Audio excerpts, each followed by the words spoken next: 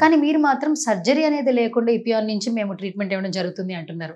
So ఒకసారి చెప్తారా అసలు ఆ విధానం ఏంటని? సో ఇప్పుడు మనం చూసినట్టయితే musculoskeletal pains most of the time ఎందుకు వస్తాయి? Either trauma or degeneration.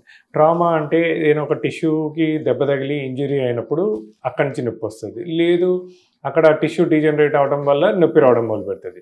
So concept ఏంటంటే ఆ డ్యామేజ్ అయిన టిష్యూని మనము రికవర్ చేసినా ఆర్ డీజనరేట్ అయిన టిష్యూని రికవర్ చేసినా నొప్పి అనేది పోతుంది. సో ఈ ఈ ఈ దీంట్లోపల ఎపియాన్ pain management is the pioneer. అంటే ఇలా టిష్యూ డ్యామేజ్ వల్ల కానీ టిష్యూ డీజనరేషన్ వల్ల కానీ నొప్పులు వచ్చిన వాళ్ళకి ఎగ్జాక్ట్లీ ఏ పార్ట్ డీజనరేషన్ వల్ల ఆర్ ఏ పార్ట్ డ్యామేజ్ వల్ల నొప్పి వస్తుందో, అంటే మస్కులోస్కెల్టల్ టిష్యూస్, సో అంటే టెండాన్స్ కానీ, లిగమెంట్స్ కానీ, మసిల్స్ కానీ, కార్టిలేజ్ కానీ, ఏ పార్ట్ ప్రాబ్లం ఉందో మనం ఐడెంటిఫై చేసుకొని ఆ పార్ట్ని కరెక్ట్గా క్వాంటిఫై చేసుకొని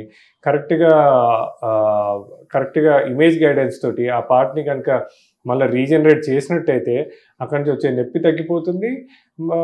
ఒక దీర్ఘకాలిక పరిష్కారం ఆపరేషన్ లేకుండా చాలా మంచిగా అవైలబుల్ ఉన్నాయి.